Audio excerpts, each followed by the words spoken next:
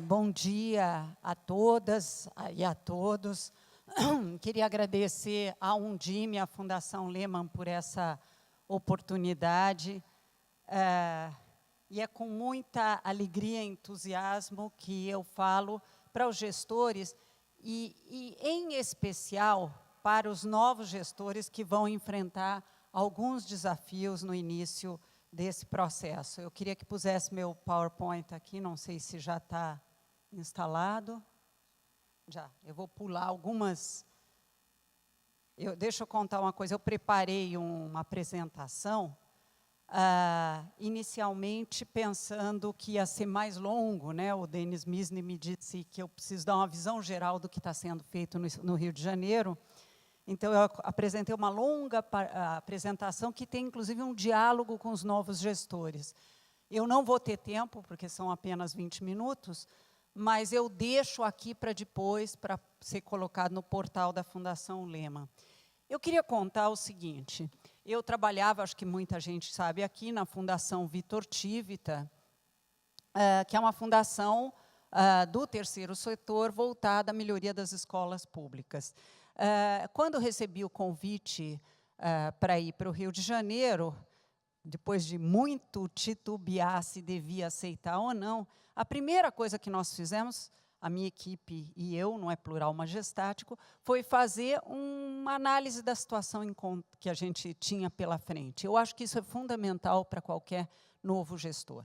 E uma das coisas que a gente constatou em 2009 foi que o IDEB do Rio, para a época, e o IDEB é um bom guia para ter um primeiro termômetro. O IDEB não revela tudo, mas ele é um termômetro que indica se está com febre ou não. E, a partir daí, a investigação deve ser sobre as causas de problemas. Mas o IDEB indicava que, frente ao resto das capitais, o Rio não estava um desastre. Era um IDEB de 4,3 para anos finais e 4,5 para anos iniciais em 2007. Então, comparativamente, na época, o IDEB não estava ruim.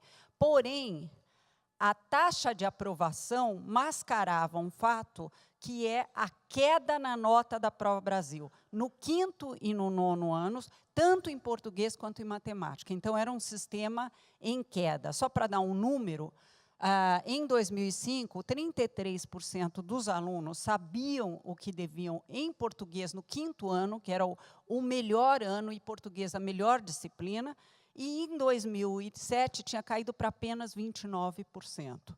Ou seja, a aprendizagem não estava ocorrendo como deveria. Os professores cariocas, como o concurso público é muito competitivo, os salários para a região são bons, quer dizer, eles são melhores do que o resto da região, nós chegávamos a ter 55 candidatos por vaga. Então, os professores eram de bom nível, mas faltavam 7.500 professores. Por que a imprensa não ficava revoltada? Porque eles faltavam exatamente nas escolas, nas áreas conflagradas, não era na Zona Sul que faltava, era nas favelas, era nas áreas mais complicadas. Realidade provavelmente semelhante a quem trabalha ou vive em metrópole. Havia uma disparidade grande de desempenho na nota da Prova Brasil. Eu recomendo aos novos gestores que plotem a nota da Prova Brasil no mapa da cidade para ver onde é que o desempenho é pior. No nosso caso, como previsto, eram nas áreas controladas pelas milícias ou pelo tráfico, que as notas da Prova Brasil eram piores. Também lá o IDEB era pior porque a taxa de evasão era grande, a repetência que acontecia no Rio de Janeiro, porque nós tínhamos o sistema de progressão continuada. O Rio de Janeiro optou por acabar com o sistema de progressão continuada a partir do 3º ano. É uma decisão que não é simples, ela penaliza o IDEB, mas devo dizer a vocês que hoje, esses anos todos depois, eu cheguei à conclusão que é uma decisão que foi acertada. Só para ter uma ideia, estava no programa de campanha dos 2 adversários na eleição, que eram o atual prefeito Eduardo Paes e o Fernando Gabeira, acabar com o que eles chamavam de aprovação automática. Pela forma como foi implantada no Rio, e permitam-me dizer, em boa parte do Brasil, a progressão continuada. Não fomos só nós que terminamos com isso. Os Estados Unidos tinham o mesmo sistema, a maioria dos estados já aboliu, e na Europa, 2 países já aboliram o sistema de aprovação, de progressão continuada. Mas, só para avançar um pouco mais, a gente, em março, dia 19 de março de 2009, nós decidimos, depois de conversar com todos os diretores, a minha rede é a maior rede de escolas, é maior que a de São Paulo em número de escolas, são 1.075 escolas e 350 creches próprias. Nós resolvemos testar para ver se havia alunos analfabetos ou analfabetos funcionais no 4º, 5º e 6º anos. Eu achei muito estranha essa possibilidade, mas, infelizmente, era verdade. O Rio de Janeiro, nós não estamos falando de Alagoas, nós não estamos falando do Norte, nem do Nordeste, nós estamos falando do Rio de Janeiro, centro, muitos dizem, da inteligência do país. 28 mil analfabetos ou analfabetos funcionais no 4º, 5º e 6º ano. Isso representa pouco menos de 14% das crianças dessas séries. Aí nós fizemos um outro teste para saber se entre os não analfabetos havia crianças com déficits importantes de aprendizagem. Então, entre os não analfabetos, 40% de alunos sem conhecimento adequados à série em matemática. E uma insatisfação generalizada dos pais, porque os pais podem ter baixa escolaridade, mas eles percebem que a criança não se alfabetizou. E dos professores com a progressão continuada. Deixa eu passar para frente. Então, como o meu tempo é restrito, eu vou direto ao ponto. O que nós resolvemos fazer? Eu acho que, em algumas coisas, a educação tem que dar um passo para trás, de volta ao básico. Primeira coisa, como é que nós vamos? Né? A Bernadette Gatti falou nas suas pesquisas que a universidade não forma adequadamente professores, né? Que o antigo normal trabalhava muito o que ensinar, como lidar com dinâmica de sala de aula, etc. Quando nós passamos para a universidade essa tarefa, uma decisão, a meu ver, acertada, porém a universidade não se preparou para esse desafio. A universidade forma professores como forma pesquisadores de educação. E quem entende da teoria das competências, são competências distintas. Fazer pesquisa, né, que demanda uma competência analítica muito importante, e, por exemplo, cuidar de disciplina de crianças de 10 anos. E nós chegamos para esse professor, que teve uma formação muito centrada em fundamentos, e imaginamos que ele vai adivinhar um currículo. Ele não adivinha.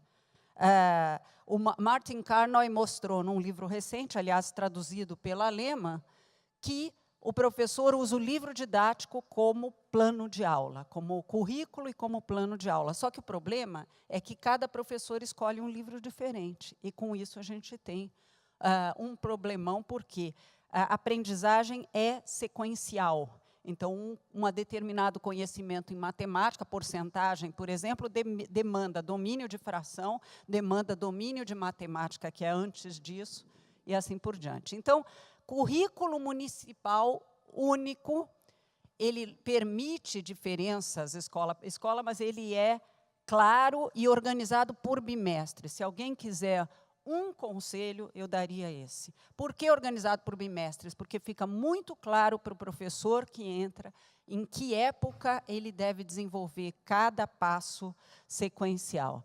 E nós, quando aconteceu o fim da aprovação da progressão continuada, nós decidimos fazer atos para organizar o processo de avaliação. E descobrimos que, na maioria das escolas, não havia mais provas, porque eles decodificaram, muitos professores, de que, já que não havia mais a possibilidade de reprovação, para que dar prova? Não havia mais redação, eu vou falar de a linguagem clara, sem eufemismo. Redação, não se faz mais redação nas nossas escolas. Não é a internet que está estragando a maneira das crianças escreverem, porque a criança sabe logo que VC é você, ou etc. Elas não escrevem mais. Dever de casa, né? Lógico, a França vai abolir dever de casa, mas tem 8 horas de aula por dia. Numa escola que tem 4 ou 4,5 por dia, imaginar que a criança não precisa fazer dever de casa, 67% do sucesso escolar depende de fazer dever de casa. Então, vamos voltar alguns passos para trás. Então, provas bimestrais unificadas, nós desenvolvemos em português, matemática, ciências e redação. A redação tem sempre o mesmo tema, o livro de que eu mais gostei esse bimestre. Com isso, a gente também leva o aluno a ser leitor. Nós trabalhamos com material estruturado. Nós decidimos fazer com que os nossos professores, como oportunidade de desenvolvimento profissional, elaborassem material estruturado. Então, nós temos cadernos de apoio, nós não compramos de ninguém o nosso material, nós mesmos fazemos. Então, nós fazemos cadernos pedagógicos, feitos pelos nossos professores, com supervisão de especialistas da universidade, e aulas digitais. Nós procuramos o MEC, que nos ajudou muito nisso, para desenvolver um portal de aulas digitais que dialogue com o nosso currículo. Nós mantemos o livro didático do 4º ano em diante como uma fonte de leitura e de pesquisa adicional, mas nós temos 1º, 2º e 3º o nosso livro de alfabetização, daí para frente os cadernos pedagógicos e um portal de aulas digitais que se chama Educopédia. Mas a característica mais interessante para nós é que ela é feita por nossos professores. Esse portal tem aula a aula, material de retaguarda para o professor preparar a aula, tem um PowerPoint do professor, vídeos, games, um quiz, um teste final para os alunos, e com a seguinte característica: como nós fizemos junto com o MEC, nós tornamos isso recurso educacional aberto. Qualquer município pode usar, seja para preparação de aula, seja para reforço escolar, seja para usar aula a aula. E esse portal, ele é projetado em aula e o professor usa se assim o desejar. A nossa visão é que você deve dar ao professor não apenas formação continuada, mas instrumentos para que ele tenha uma prática adequada em sala de aula. Nós fizemos uma pesquisa recente, 76% dos nossos professores de 6º a 9º ano, porque nós começamos com isso no 6º ao 9º ano, usam regularmente a Educopédia em sala de aula. Agora, nós já temos também a Educopédia da educação infantil até o 5º também. A outra coisa é investir na formação do professor. Parece uma obviedade, porque todos os municípios investem na formação do professor. Não é uma questão de dinheiro gasto na formação do professor. É onde estamos gastando esse dinheiro. Eu vou dar exemplos bem claros. Quando eu cheguei lá, pedi para ver, eu já tinha olhado o catálogo de formação do professor de várias redes, no que o nosso professor estava se formando. Direito do consumidor, curso de pós-graduação em Direito do Consumidor, até para pegar uma coisa mais próxima, o Estatuto da Criança e do Adolescente, cursos dessa natureza. Não há nenhuma correlação positiva entre fazer esses cursos e o que ele vai fazer em sala de aula e o aprendizado do aluno. Então, é fundamental que a formação tenha um vínculo maior com o trabalho do professor, com o que ele vai fazer. Não é o cardápio, desculpe falar com tanta franqueza, de desejos do professor. É aquilo que ele vai precisar em sala de aula. E, basicamente, o que nós constatamos é que o professor precisa aprender mais sobre dinâmica de sala de aula, dado o fato que a universidade forma cada vez menos para isso. O currículo pode ser um norte também da capacitação do professor. Como é que a gente fez isso? A gente começa o ano letivo uma semana mais tarde e forma, nós temos 42 mil professores em sala de aula. Todo professor, pelo menos uma semana, tem que ter de formação. Então, a formação para o reforço escolar, a formação para a inclusão, a formação para o currículo e a formação em dinâmica de sala de aula. Mas não é só a semana de capacitação, a gente tem eventos de capacitação todo o tempo. E devo dizer que o MEC tem sido o programa Alfabetização na Idade Certa, com a capacitação dos professores alfabetizadores, também tem sido um grande aliado nosso. Os professores já estão todos mobilizados para esse processo. A outra coisa é, se nós tínhamos 13,6% dos alunos analfabetos funcionais, eu tenho que fazer 2 esforços simultâneos. Um é realfabetizar todos os analfabetos funcionais. O outro é melhorar a alfabetização inicial. Então, nós tomamos uma decisão importante para a nossa rede, se é que eu posso fazer sugestões em realidades diferentes. Uma delas é, por que a alfabetização, como acontecia na minha rede, começa na prática no 3º ano? É um absurdo. Não é que tinha um decreto dizendo que começa no 3º ano, mas, na prática, muitos diretores de escola decodificaram da progressão, do ciclo inicial de alfabetização, que pode deixar para mais tarde. Não pode, não. Mais tarde, o apartheid educacional entre escolas privadas de bom nível e as escolas públicas só vai fazer crescer. A alfabetização das nossas crianças tem que ser aos 6 anos. Aos 6 anos. Então, nós demos uma mensagem muito forte, desde 2009, que a nossa rede alfabetiza no 1º ano. No 1º ano, em 2009, nós capacitamos 3 mil professores alfabetizadores, mas não é uma capacitaçãozinha curtinha, 8 semanas de curso.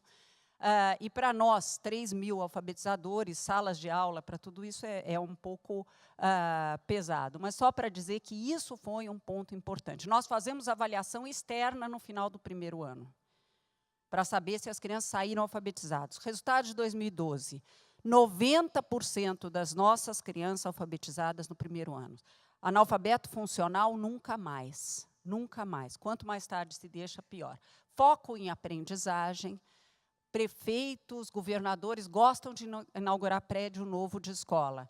Mas o que faz a criança avançar não é o prédio com quadra, não é o prédio bonito, é se a criança está aprendendo desde o começo. Um sistema de reforço escolar muito forte e poderoso, que inclui desde a realfabetização dos analfabetos, a aceleração dos mais velhos, porque senão ele vai ficar infeliz nessa rede. Um programa que nós criamos que chama Nenhuma Criança a Menos, para os 10% piores notas na nossa avaliação externa, que chama Prova Rio. Então, essas crianças recebem uma atenção especial, eles fazem provas mensais e não só bimestrais, são monitorados a cada 15 dias, e com um grau de sucesso, uma lista de livros de leitura obrigatória com um grau de sucesso muito grande.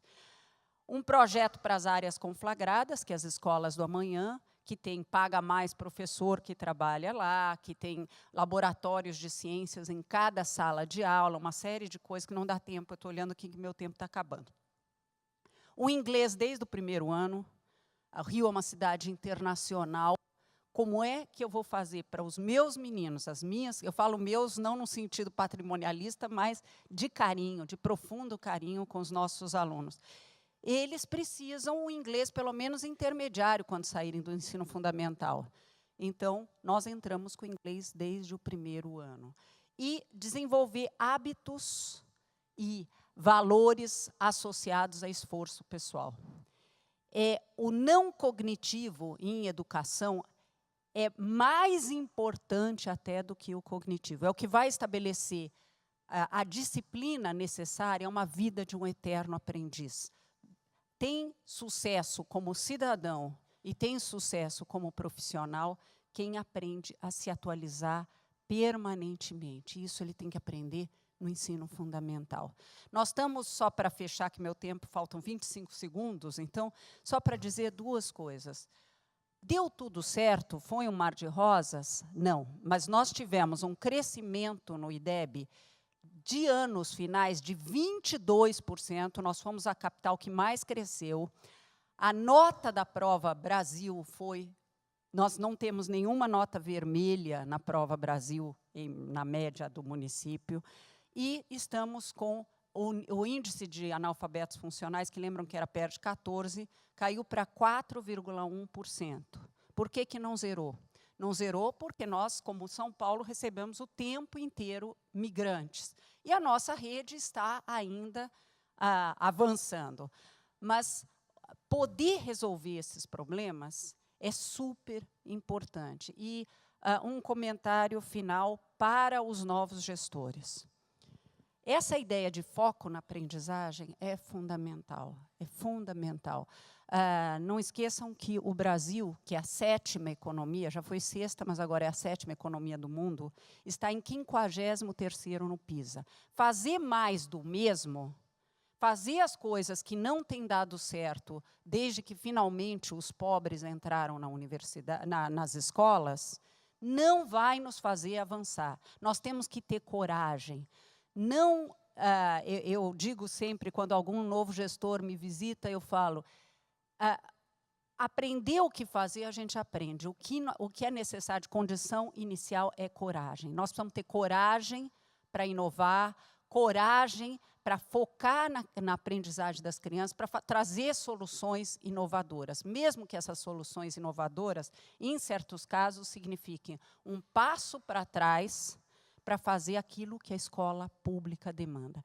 Eu acredito na escola pública. Eu acredito que a escola pública, inclusiva em todos os sentidos, inclusive no sentido social, pode ter um resultado diferente, mas pode ser melhor que as melhores escolas privadas. Fácil de falar, difícil de fazer. Para fazer, demanda, sobretudo, coragem. Sucesso aos novos gestores e contem com a gente. Contem com a gente, porque é uma jornada muito solitária, a jornada de transformação, mas vale a pena. As crianças do Brasil merecem. Muito obrigada.